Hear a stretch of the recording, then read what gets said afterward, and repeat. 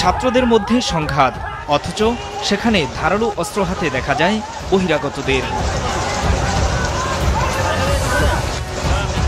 এটি খুলনা প্রকৌশল ও প্রযুক্তি বিশ্ববিদ্যালয় কুয়েট এলাকা। মঙ্গলবার ছাত্রদল ও বৈষম্য বিরোধী ছাত্র আন্দোলনের নেতাকর্মীদের সংঘর্ষের সময় ধারালো অস্ত্র হাতে থাকা এই ব্যক্তির ছবি ও ভিডিও প্রকাশ হয় গণমাধ্যম ও সামাজিক যোগাযোগ মাধ্যমে। এরপরই শুরু হয় সমালোচনা।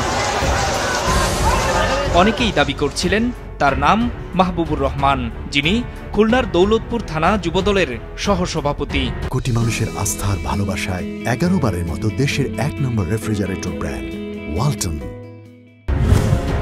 ঘটনার পর সমালোচনার মুখে একদিনের ব্যবধানে তাকে বহিষ্কার করেছে জাতীয়তাবাদী যুবদল। বুধবার দলটির কেন্দ্রের এক বিজ্ঞপ্তিতে তাকে বহিষ্কারের বিষয়টি জানানো হয়। বিজ্ঞপ্তিতে বলা হয়, দলীয় শৃঙ্খলা পরিপন্থী কর্মকাণ্ডে জড়িত থাকার অভিযোগে খুলনার দৌলতপুর থানা যুবদলের সহসভাপতি মাহবুবুর রহমানকে দল থেকে বহিষ্কার করা হয়েছে। এতে সই করেন জাতীয়তাবাদী যুবদল কেন্দ্রীয় নির্বাহী কমিটির দপ্তর সম্পাদক নুরুল ইসলাম সোহেল।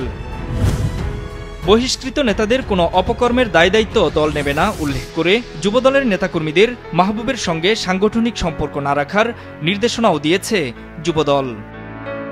নূর মোহাম্মদ, মাছরাঙ্গা নিউজ ডেস্ক।